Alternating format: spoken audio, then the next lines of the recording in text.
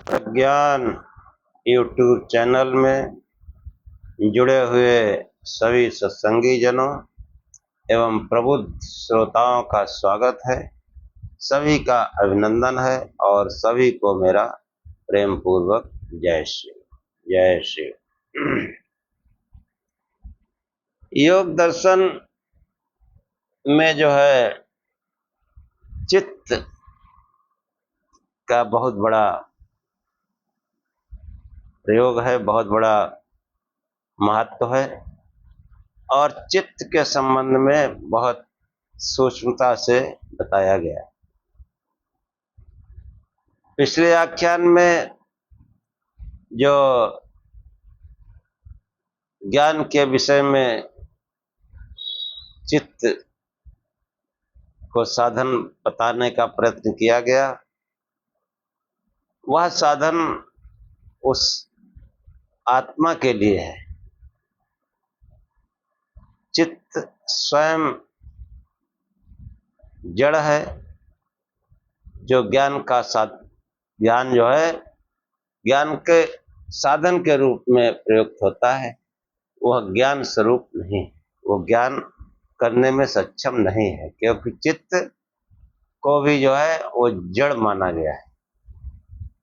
यहाँ पर इस बात को बराबर ध्यान में रखें कि जिसको हम चित्त कहते हैं, सांख्य में उसी को बुद्धि कहा गया है, महातत्व कहा गया है। तो चित्त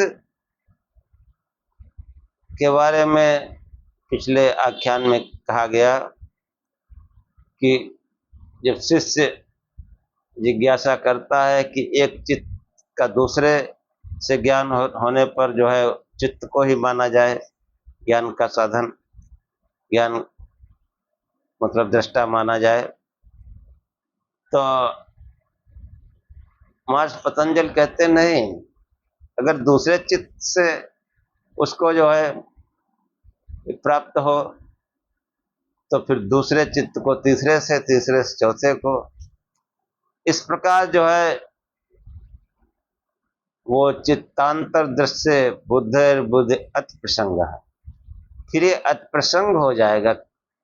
ऐसे उस दूसरा तीसरे तीसरा चौथे चित्त से चौथा पांचवा चित्त से, तो ये कहीं पर ये श्रृंखला रुकने वाली नहीं है। इसलिए श्रृंखला नहीं रुकने वाले और अनेकों चित्तों में जो है इस प्रकार का ज्ञान वो स्मृत जो है उसमें सब गड़बड़ हो जाएगा। इसलिए जो है चित्त को दृश्य और आत्मा को जो है दृष्टा कहा गया है। और उसी के आगे जो है फिर शिष्य जिज्ञासा करता है कि चित्त न स्वप्रकाश है, न अन्य चित्त से जाना जाता है, तो उसका अनुभव कैसे माना जाए। इस प्रश्न के उत्तर में आचार्य पतंजलि जो बताते हैं, वहीं से आज का आख्यान प्रारंभ करते हैं। ओम असतो मा सद्गमय तमसो मा ज्योतिर्गमय मृत्योर्मामृतं गमय। हे परम गुरु परमात्मा, हमें असत्य से सत्य की ओर ले चलो, अंधकार से प्रकाश की ओर ले चलो तथा मृत्यु से अमरता की ओर ले चलो। शिष्य के जिज्ञासा करने पर महर्षि पतंजलि कहते हैं कि चित्ते प्रति संक्रमायात तदाकार पत्तो स्वबुद्धि संवेदनम, कि चित्ते प्रति संक्रमाया तद आकारापत्तो स्वबुद्धि संवेदनम, कि चित्त अप्रतिसंक्रमाया प्रतिसंक्रम परिणत गत से रहित अर्थात स्थिर चित्त, चित्त मतलब चेतनात्म तत्व के समीप विषयाकार चित्त के प्राप्त होने पर चित्त को अपने चित्त का अनुभव हो जाता है। इस चित्त में जो चेतनता दिखाई पड़ती है वह चेतन आत्म तत्व के समीपता से ऐसा होता है, वरना चित्त में भी कोई वो नहीं, जड़ है चित्त। हाँ, चित्त शक्ति यानी चेतन आत्मा वो कैसा है, वो अपरिणामी तत्व है, उसमें प्रतिसंक्रमण कभी परिणाम कभी नहीं होता। इंद्रिय प्रणाली से जब विषय चित्त में प्रतिबिंबित होता है तो चित्त का विषयाकार जो है परिणाम आचार्यों ने माना है, चित्त जो विषयाकार हो जाता है। और ऐसा चित्त जब चेतन आत्मा के संपर्क में आता है तब आत्मा को उस विषयाकार चित्त का बोध हो जाता है। विषय और चित्त दोनों का अनुभव उस बोध में झलकता है। यहाँ सविषय चित्त दृश्य है, चेतन अपरिणामी नित्य आत्मा दृष्टा है। आत्मा अपने नित्य चेतन स्वरूप में अवस्थित रहता है, यदि ऐसा न हो तो उसके चेतन स्वरूप में परिणाम आ जाए। हाँ, आत्मा में कोई बदलाव नहीं होता। उसका जो है चेतन स्वरूप में, हाँ, आत्मा अपने नित्य चेतन स्वरूप में अवस्थित रहता है, उसमें कोई बदलाव नहीं आता। ऐसा न हो उसके चेतन स्वरूप में परिणाम हो जाए तो उसे किसी का अनुभव या बोध न हो सकेगा। जैसे स्वच्छ स्फटिक के संपर्क में जपा कुसुम गुड़हल का लाल फूल आता है तो स्फटिक लाल दिखाई देता है, पर वस्तुतः उस समय भी स्फटिक की स्वच्छता शुभ्रता बराबर बनी रहती है। यदि शुभ्रता न रहे, उसमें परिणाम या परिवर्तन हो जाए तो वहाँ रक्तिमा का प्रतिफलित होना संभव न होगा। इसी प्रकार शुद्ध चेतन स्वरूप आत्मा के संपर्क में जब विषयाकार परिणित चित्त आता है तब आत्मा को सविषय चित्त का बोध होता है। सविषय चित्त का बोध होता है। यदि आत्मा अपने चैतन्य रूप में उस समय अवस्थित न रहे तो बोध होना संभव न होगा। अतः विषय बोध के अवसर पर आत्मा में कोई विकार या परिणाम नहीं होता। आत्मा में कोई विकार परिणाम नहीं होता। फलता चेतन दृष्टा आत्मा को नित्य स्थिर मानना सर्व प्रमाण सिद्ध है। सविषय चित्त दृश्य का अनुभव दृष्टा आत्मा को होता है, अन्य चित्त को नहीं। कि जो भी चित्त में विषय उभरता है वो उसका आत्मा अनुभव करता है, लेकिन उससे आत्मा के स्वरूप पर कोई अंतर नहीं आता। क्योंकि आत्मा का स्वरूप वो जैसा वैसा ही रहता है। मैं आपको भगवद गीता के पहले भी श्लोक सुना चुका हूँ, फिर आप बार बार ध्यान दीजिए कि नयनम छिद्दंत शस्त्राणि नयनम दहत पावका नयनम क्लेदयंतापो नयनम शोषित मालिका। वो आत्मा जो है उसको शस्त्र उसको छेद नहीं सकते, अग्नि उसको जला नहीं सकती, वायु जल उसको गीला नहीं कर सकता, वायु से सुखा नहीं सकता। ऐसा हुआ चित्त के विषयाकार होने पर आत्मा के स्वरूप में कोई फर्क नहीं पड़ता। और जब यही चित्त शुद्ध निर्मल हो जाता है, प्रकाश स्वरूप हो जाता है, तो फिर वो उसमें आत्मा की आभा झलकने लगती है। जो है मुंडक उपनिषद में आया है कि चित्त के बारे में कि एषोऽणुरात्मा चेतसा वेदितव्यो यस्मिन् प्राणा पंचधा संविशेष प्राणश्चित्तं सर्वमोतं प्रजानां यस्मिन् विशुद्धे विभक्तैष आत्मा। उपनिषदों के आख्यान में ये मंत्र बताया है, फिर सुन लीजिए प्रसंगवश कि ये जो सूक्ष्म आत्मा है, ये सूक्ष्म आत्मा, ये सूक्ष्म आत्मा, एणु आत्मा कि आत्मा जो है वो स्थूल नहीं, सूक्ष्म है, अणु है। उसे चित्त के द्वारा ही जाना जा सकता है। ये सूक्ष्म आत्मा चेतसा वेदितव्यो, चित्त के द्वारा ही जाना जा सकता है। लेकिन समस्या क्या है कि यस्मिन् प्राणा पंचधा संविशेष, कि उसमें ये प्राण जो है अपने 5 रूपों में 5 विषयों को लेकर के आघुसा है। वही गंध, रस, दृश्य, स्पर्श, शब्द, ये जो है विषय, इन रूपों को लेकर के आघुसा है।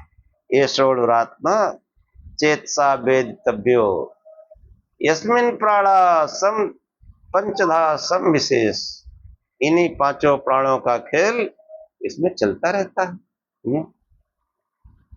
प्राणश्चित्तम सर्वमोतम प्रजानाम, उस प्रभु की समस्त प्रजा का चित्त इन प्राणों 5 प्राणों से ओतप्रोत हो रहा है। इन्हीं का खेल बराबर चित्त पर चलता रहता है। यस्मिन् विशुद्धे, योगानुष्ठान से आसन सिद्ध करके धारणा ध्यान समाधि से उस प्रकाश स्वरूप के ध्यान से यह चित्त शुद्ध होने लगता है। क्यों? प्रकाश जो है वो उसमें सर्वाधिक शुद्धता है, इसलिए प्रकाश स्वरूप से ध्यान करने पर वो आत्मा विशुद्ध होने लगता है। ये षोडशात्मा चेतसा वेदितव्यो यस्मिन् प्राणा पंचधा संविशेष प्राणश्चित्तम सर्वमोतम प्रजानाम यस्मिन् विशुद्धे, उस ध्यान के द्वारा, उस प्रकाश स्वरूप की धारणा के द्वारा, उस प्रकाश स्वरूप के ध्यान के द्वारा, आज्ञा चक्र में ध्यान करने पर जब वो प्रकाश प्रकट होता है तो चित्त शुद्ध होने लगता है। और जिस योगी का, जिस मनुष्य का चित्त शुद्ध हो जाता है, विभक्तैष आत्मा, उसमें आत्मा की आभा झलकने लगती है, दिखाई देने लगती है। ये षोडशात्मा चेतसा वेदितव्यो यस्मिन् प्राणा पंचधा संविशेष प्राणश्चित्तम सर्वमोतम प्रजानाम यस्मिन् विशुद्धे विभक्तैष आत्मा।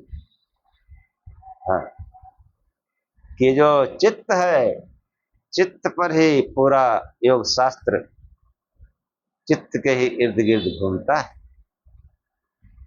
तो चित्त जो है वो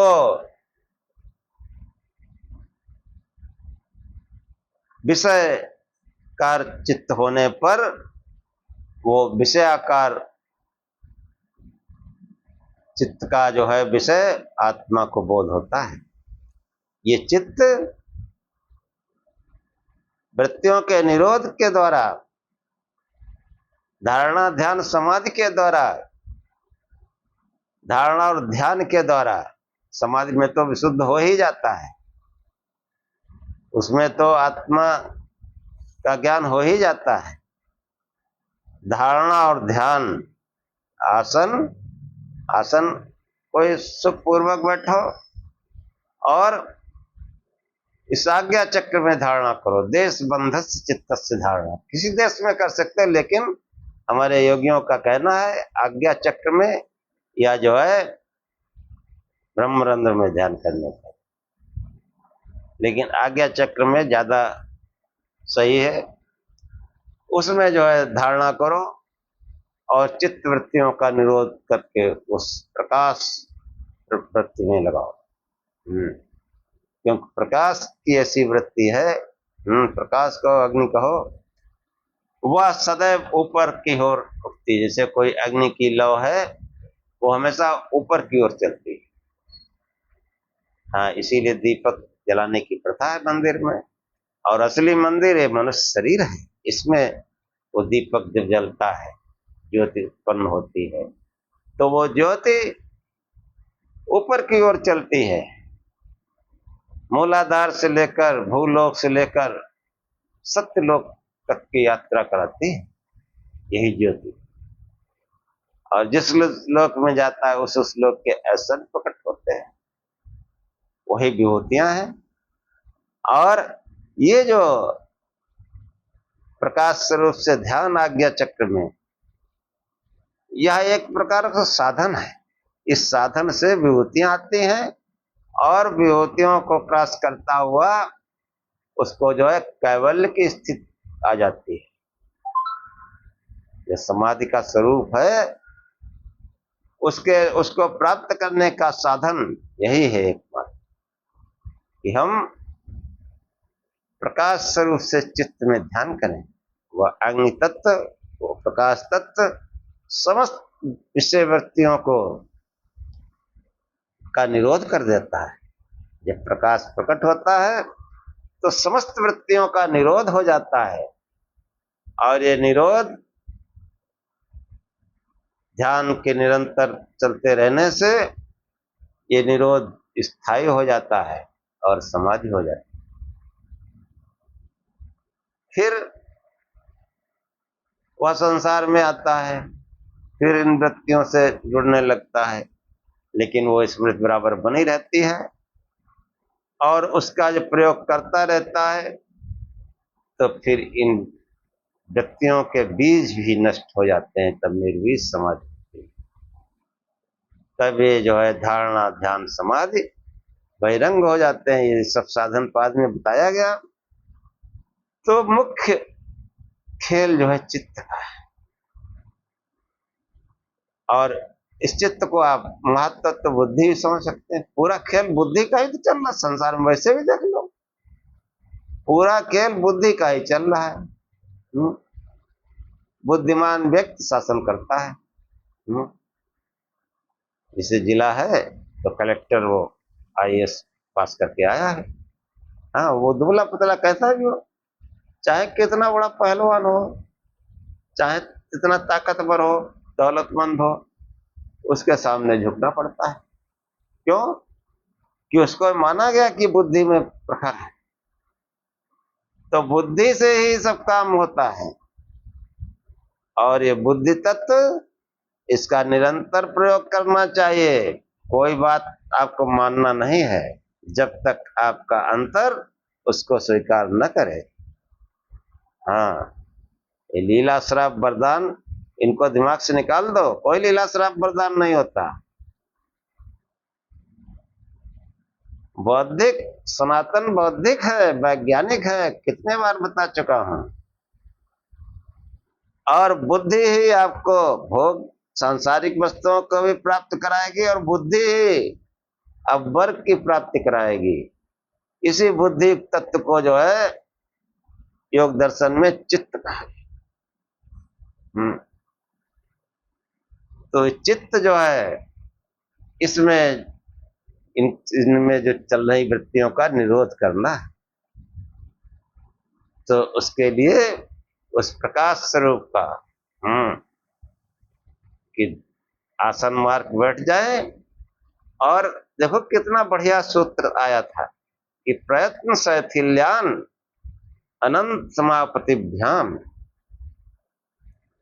प्रयत्न मतलब ये बुद्धि, एक तो हमारी कर्मेंद्रियां प्रयत्न करती हैं, तो आसन मार्ग बैठ गए, हाथ पैर तो हिल डुल नहीं रहे, बाड़ी भी बंद है, तो कर्मेंद्रियां तो वैसे ही उनके प्रयत्न शिथिल हो जाते हैं। अब ये ज्ञानेंद्रियां जो है काम करती रहती, इनके प्रयत्नों को शिथिल करता हूं, और इनके प्रयत्न को शिथिल करके उस अनंत में, उस प्रकाश स्वरूप परमात्मा में ध्यान लगाने से प्रयत्न शैथिल्यान अनंत समापतिभ्याम, उस प्रकाश में समाहित होने से आसन सिद्ध हो जाता है। और आसन सिद्ध हो जाने पर फिर सर्दी, गर्मी, शीत, उष्ण, हाँ, और ये मान अपमान,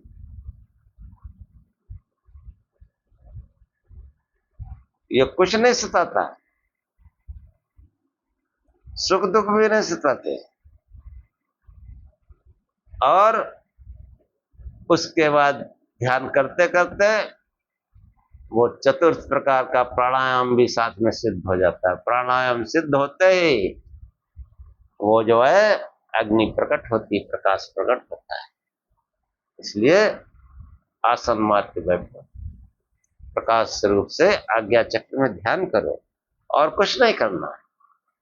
बस मन बार बार जाता बाहर, उसके प्रयत्नों को शिथिल करो, उस अनंत प्रकाश स्वरूप में जो है अपने को जोड़ो। हाँ, सभी संत शास्त्र कहते हैं प्रकाश स्वरूप है।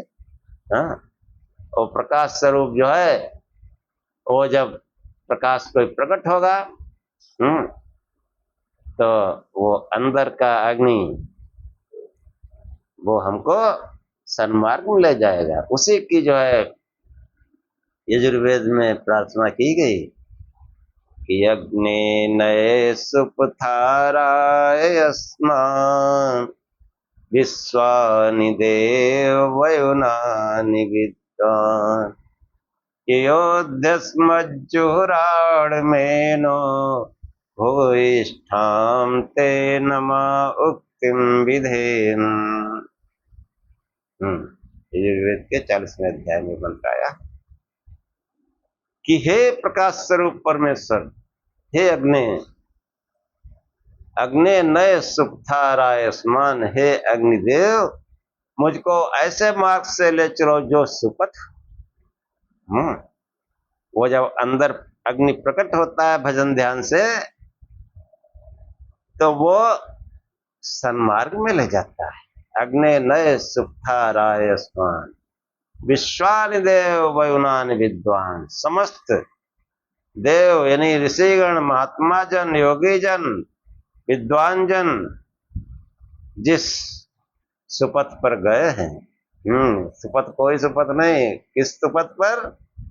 विश्वानि देव, विश्व समस्त देव, समस्त ऋषि मुनि योगी सन्यासी संत, यही देव है जिस मार्ग पर गए हैं। योध्यस्मज्जुहुराण मेनो, जो हमारे अंदर बुराइयां हैं, विकार हैं, उनसे मेरा युद्ध कराओ और मुझको विजयी बनाओ। हाँ, जब प्रकाश स्वरूप से कोई ध्यान करता है, वो प्रकाश जब प्रकट होता है, वो अग्नि प्रकट होती है, तो ये बुराइयां जो है अपने आप दूर होने लगती हैं, छटने लगती हैं, नष्ट होने लगती हैं। अग्नि नय सुपथाराय स्मान विश्वानि देव वयुनानि विद्वान योध्यस्मज्जुहुराण मेनो, उन बुराइयों से हमारा युद्ध कराकर उनको हमसे पृथक करो।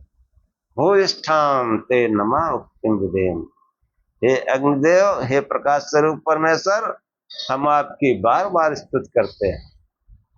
ये बार बार स्तुति जो है ध्यान में कैसे होगी कि बार बार उस प्रकाश स्वरूप में ही ध्यान लगाए रहें, उसी में धारणा करें।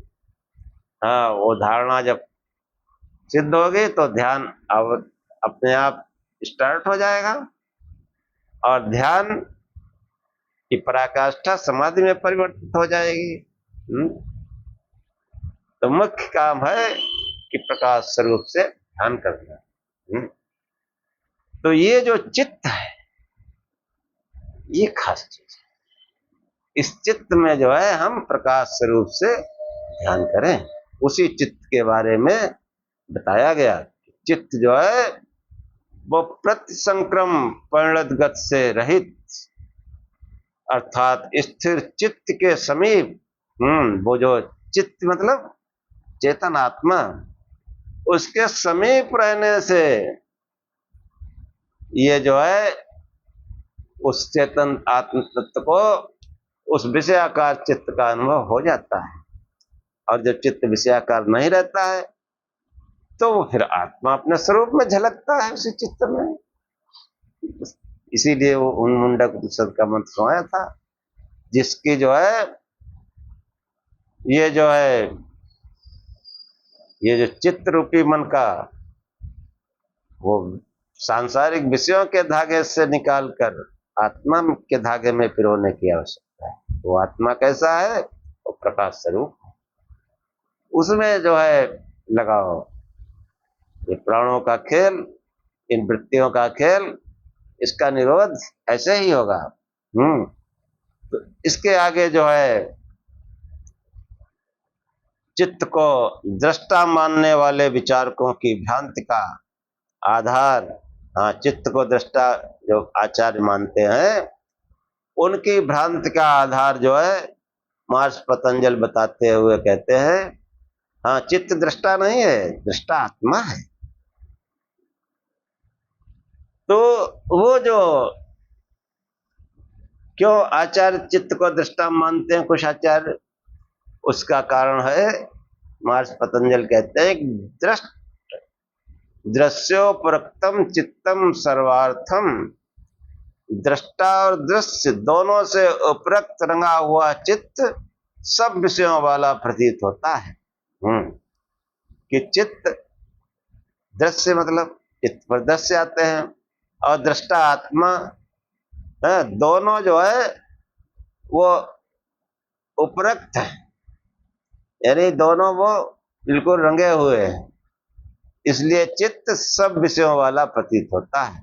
चेतन आत्म तत्व को दृष्टा न मानकर उसके स्थान पर अचेतन चित्त को दृष्टा मानने वाले विचारकों को कदाचित इसी विषय में भ्रांत होना संभावित है। क्यों खाली बातों से तो कुछ काम बनना नहीं, भजन ध्यान करोगे तो इस चीज समझ में आएगी। उस भ्रांत का आधार क्या हो सकता है, इसी तथ्य को सूत्रकार ने यहाँ स्पष्ट किया है कि दृष्ट दृश्योपरक्तम चित्तम सर्वार्थम। जब हम किसी वस्तु को इंद्रियों के द्वारा देखते या जानते हैं, इस जानने के 3 स्तर रहते हैं। ग्राह्य वस्तु बाहर विद्यमान रहती है, उस वस्तु का बोध या अनुभूत ज्ञान अंतरात्मा को होता है। और वस्तु बाहर ही रहती है, वह अंदर नहीं चली जाती। इस प्रकार आत्मा उस वस्तु का दृष्टा है। तीसरा स्तर कर्णों का है, कि जो है बुद्धि से लेकर अहंकार और इंद्रियां, पंच महाभूत, ये कर्ण है। इनका जो है तीसरा स्तर है। कर्ण सत्य प्रधान होने के अर्थ में प्रकाशक होते हैं। यहाँ सत्य प्रधान कर्ण मतलब इंद्रियां और मन, इनकी तरफ संकेत है कि जो है तीसरा स्तर कर्णों का है। कर्ण सत्य प्रधान होने से अर्थ के प्रकाशक होते हैं। उनमें ग्राह्य विषय को ग्रहण करने की शक्ति रहती है। ये कर्ण बाह्य इंद्रिय से लगाकर आंतर चित्त तक बताया कि जो है सत्य प्रधान, वो जो सांख्य में जो सृष्टि की रचना बताई गई, तो महत्त्व बुद्धि से फिर अहंकार उत्पन्न हुआ। जैसे ही बुद्धि काम करती है, बार बार मैं बता चुका हूं। देखो हर एक प्रश्न इस अध्यात्म यानी पिंड से समझो। अध्यात्म का अर्थ ही है देह से संबंधित, इस पिंड से संबंधित। समस्त ज्ञान इस पिंड से ही होगा, बाहर कुछ नहीं। इसलिए जो है जब भी कोई आध्यात्मिक विषय हो, इस पिंड से समझो उसको कि पिंड में क्या है।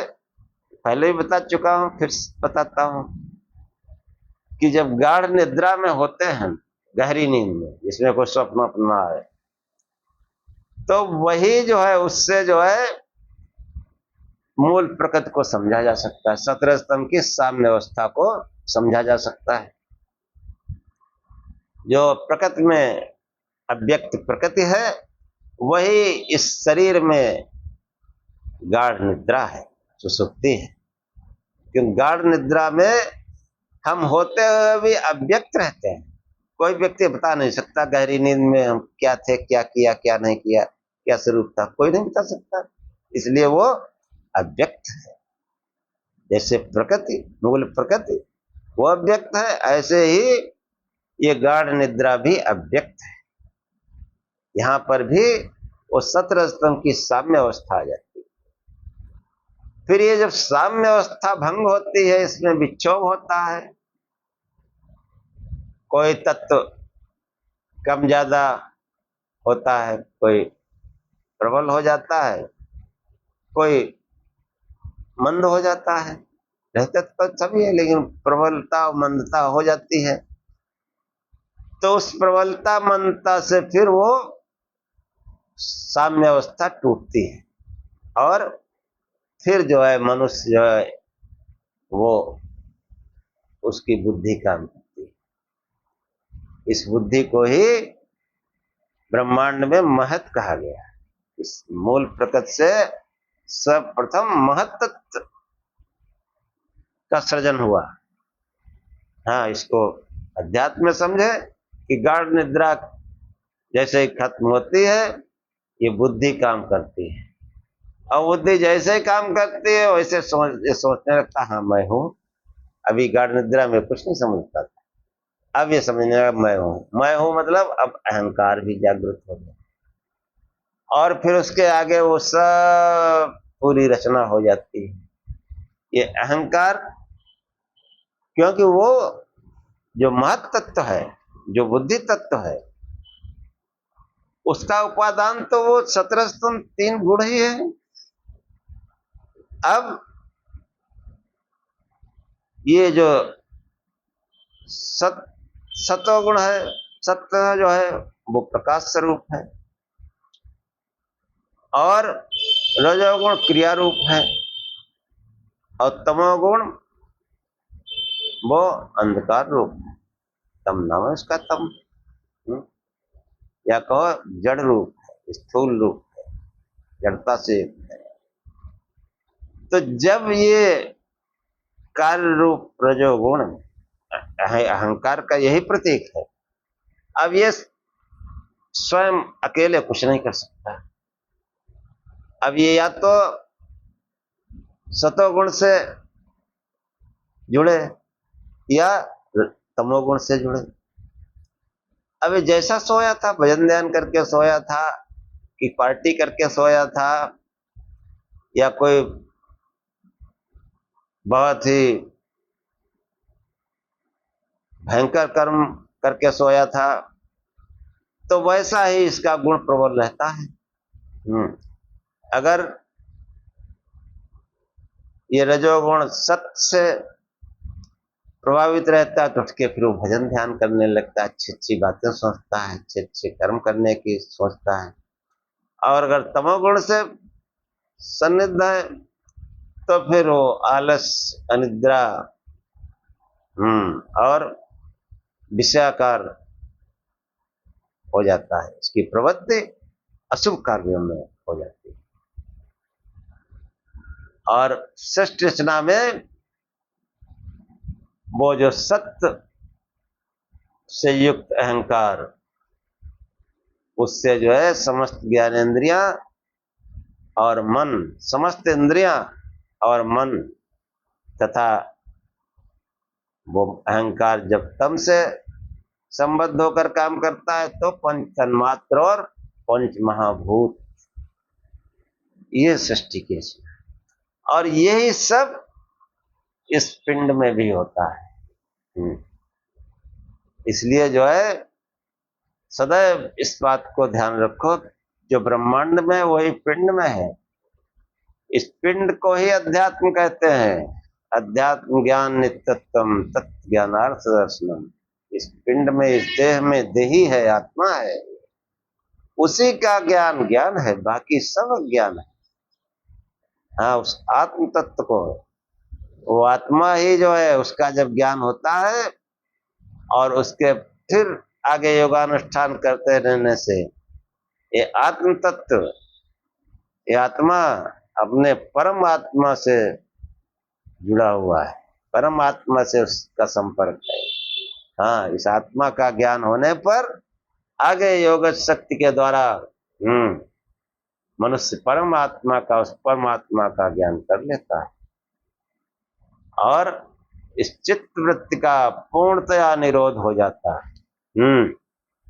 तो ये जो बताया गया कि दृष्टा दृश्य उपरक्तम चित्तम सर्वार्थम, आत्म तत्व को दृष्टा न मानकर उसके स्थान पर अचेतन चित्त को दृष्टा मानने वाले विचारकों को कदाचित इस विषय में भ्रांति होना संभावित है।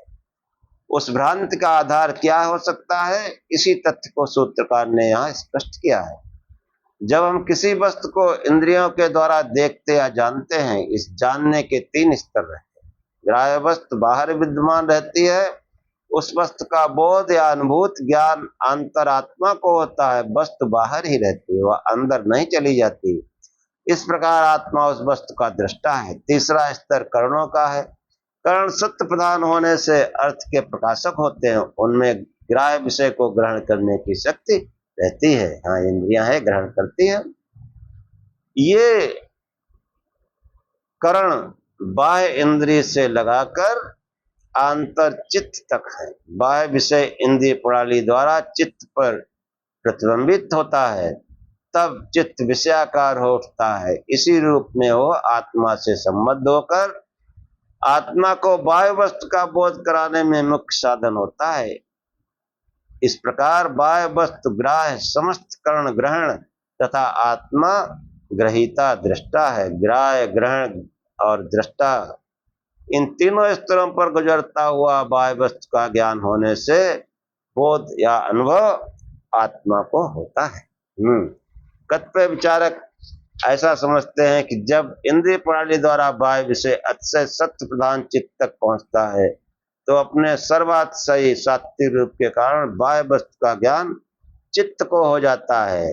तब अतिरिक्त आत्मा को दृष्टा मानना अनावश्यक है, क्योंकि तब दृष्टा और दृश्य दोनों स्थितियों में चित्त जो है उपरक्त रहता है। ये दोनों भाव उभर आते हैं। इसी आधार पर कदाचित अन्य कतिपय विचारक चित्त को दृष्टा मान बैठे। पर वस्तुतः चित्त प्राकृतिक सतरजतम जड़ तत्वों का विकार होने से जड़ है। जो चित्त है, जो बुद्धि है, ये सतरजतम का विकार है, इसलिए जो है ये प्राकृतिक तत्व है, जड़ है। अतः उसकी रचना में सत्य का कितना भी प्राधान्य हो, उसके जड़ स्वरूप में परिवर्तन नहीं हो सकता। बोध या अनुभूत केवल चेतन का धर्म या स्वरूप है, अतः ये जड़ चित्त में संभव नहीं है। इस जड़ चित्त को दृष्टा मानने वाला विचारक चित्त को चेतन के समान होने के लिए अतिरिक्त चेतन को स्वीकार कर उसके संपर्क से चेतन के समान हुए चित्त को दृष्टा कहता है। तो साक्षात चेतन को ही दृष्टा क्यों न माना जाए? उसने क्या अपराध किया है भाई? हाँ, कि उस चेतन को दृष्टा माना जाए। जो दृष्टा एवं साक्षी स्वरूप आत्मा को ऐसे जड़ तत्व का सहयोगी बना दिया गया जिसको परार्थ माना गया है, ये तो वास्तविकता का शीर्षासन कर देने के समय वास्तविकता से बिल्कुल उलट है। जो चित्त आत्मा के प्रयोजक यानी आत्मा के प्रयोजन यानी भोग और अव्वर को सिद्ध करने के लिए एक साधन मात्र है, इसलिए परार्थ कहा गया। पर जब जड़ चित्त को चेतन के सामने बनाने के लिए आत्मा का उपयोग किया जाता है, कि जब जड़ चित्त को चेतन के समान बनाने के लिए आत्मा का उपयोग किया जाता है, तब उसका उल्टा अर्थ आत्मा परार्थ हो गया। जितना परिणामी तत्व है वो परार्थ है, उसको अपने स्वयं निमित्त के लिए कुछ नहीं है। वो जितने परिणामी तत्व हैं वो सब उस आत्मा के लिए हैं। हाँ, स्वार्थ, स्व माने आत्मा के अर्थ के लिए, उस पुरुष के अर्थ के लिए है, उसके भोग और वर्ग के लिए, जितने भी जड़ तत्व।